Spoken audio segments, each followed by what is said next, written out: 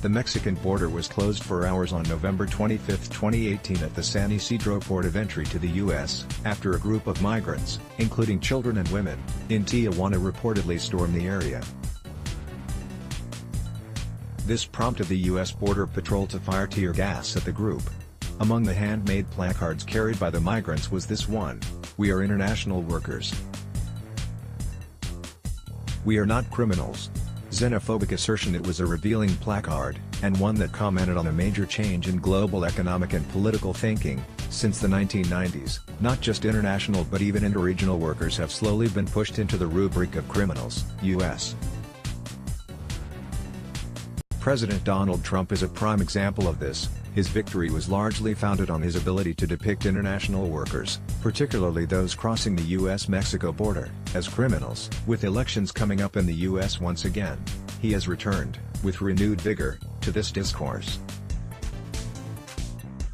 The fact that such a sweeping xenophobic assertion, though often it was in the form of pointed innuendos, does not make him a loser, in his language, highlights the fact that many voters now think of certain kinds of workers as basically criminals. This tendency is present, though in less obvious versions, in almost all developed and developing countries, including the social welfare democracies of Europe.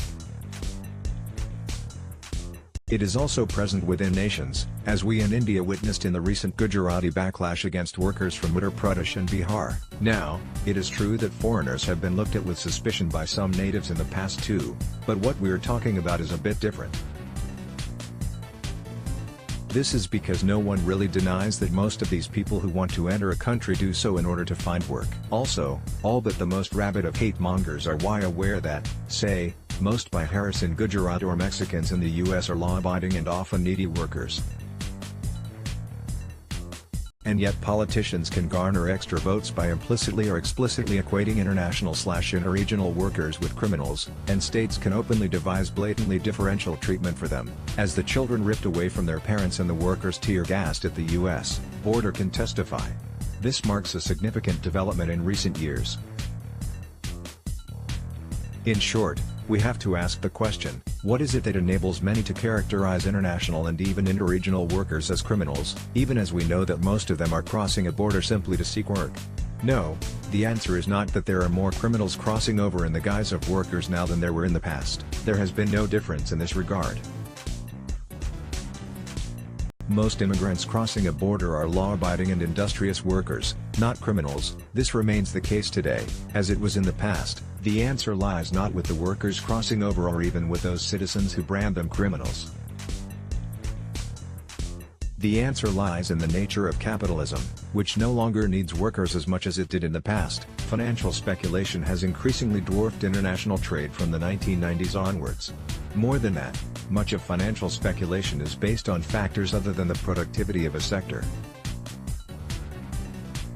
When market speculators bend over their computer screens watching numbers flash by, they are not looking at the performance graphs of industries, they are just speculating with numbers. A world dominated by financial speculation does not need workers in two ways. Financial speculators are not workers, no matter what they think of their work, and financial speculation does not depend on the production of workers. Capital transactions are no longer tied predominantly to industry, productivity or trade of goods, and hence, to workers. Post-human future. There are other aspects to this snowballing change. In academia, for instance, there is the trend to talk about posthumanism. Posthumanism has a respectable heritage. In fields like animal studies, it is often meant to suggest a world in which human beings do not occupy the center. This is an interesting and necessary concept, for the Earth has suffered much from our narcissism as a species and our inability to think of other animals as having biological rights too. But posthumanism is mostly used in other ways. It is used to suggest a world after human beings, a world run by artificial intelligence. Inevitably, for those in power, either in terms of a monopoly on wealth or a monopoly on knowledge, a world of financial speculation leads to a post-human world run by artificial intelligence. Once workers become redundant and numbers are sufficient, then, inevitably, one can think complacently of replacing human intelligence with artificial intelligence. In some ways, of course, Much of financial speculation depends on exactly this, a kind of artificial intelligence, not human labor. The reduction of workers to criminals is part of this change, and interestingly the solution is not just to insist on the right to work locally or even nationally. The insistence has to be universal and global. Global political action is needed to ensure international working rights, linked to human status and not the caprice of state or capital.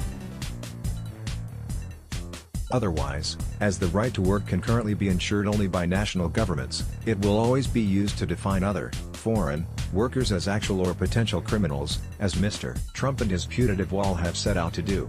The right to work has become a selective right. Today it is controlled by governments in tandem with corporations.